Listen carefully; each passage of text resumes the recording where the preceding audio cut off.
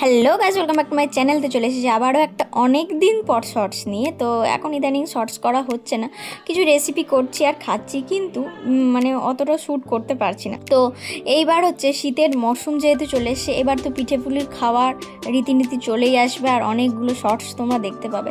তো এই প্রথমবার মানে শীতের মরশুমে, এই 2025-এর শীতের মরশুমে ফার্স্ট টাইম আমি করলাম পাটিসাপটা আমার ইউনিক স্টাইলে। মানে আমি যেটা অরিজিনাল পাটিসাপটা যেরকম মিষ্টি মিষ্টি হয়, সেই রকম আমি অত মিষ্টি পছন্দ করি না, তো আমি একটু ইউনিক স্টাইলে করেছি। তো ব্যাটারটার মধ্যে ছিল সুজি, ময়দা আর একটু লঙ্কা পেস্ট করেছিলাম, কাঁচা লঙ্কা। তো এইভাবেই আর লবণ আর চিনি দিয়েছিলাম সামান্য।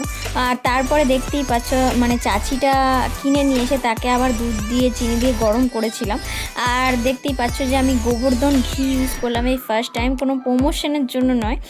মানে গোবর্ধন ঘিটা সত্যি একটু মানে অন্য ফ্লেভার, কিন্তু ঘি ঘি সেন্টটা তোমরা মানে অনুভব করবে। তো তোমরাও ট্রাই করে দেখো, গোবর্ধন ঘি খুব ভালো রেসপন্স করছে। আর এই ভিডিও শ্যুটের চক্করে আমি ভুলে গিয়েছিলাম যে প্রথমে ওই ঘি আর যে তেলের কম্বিনেশনটা আমি করেছিলাম সেটা দিতে, তো দিলাম।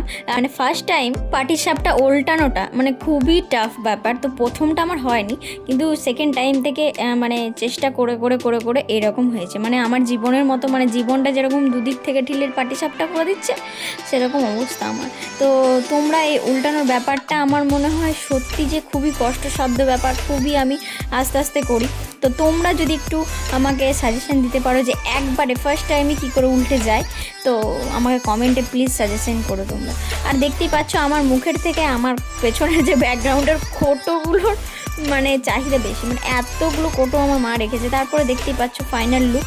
অনেকেই বলবে পোড়া পোড়া, কারণ পোড়া পোড়া না করলে ভেতরটা কাঁচা থাকবে। তো আমি এরকমই খেতে ভালোবাসি।